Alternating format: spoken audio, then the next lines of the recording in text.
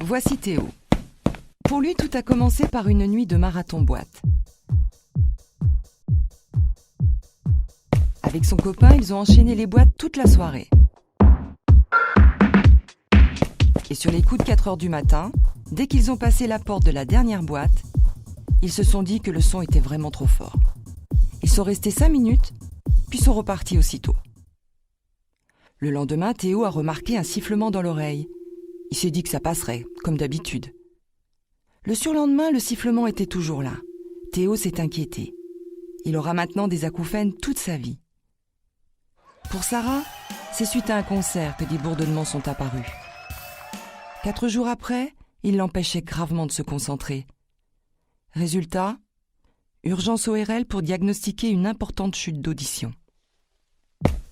Sam, lui, écoute de la musique toute la journée, ses écouteurs sur les oreilles. Il lui arrive d'avoir des remarques des passagers du tram qui sont dérangés par le son de son baladeur. Tous les matins, il a la sensation d'oreilles cotonneuses et ça commence vraiment à le déranger. Écouter de la musique, c'est avant tout un plaisir. On se sent bien, on se retrouve entre amis, on s'évade.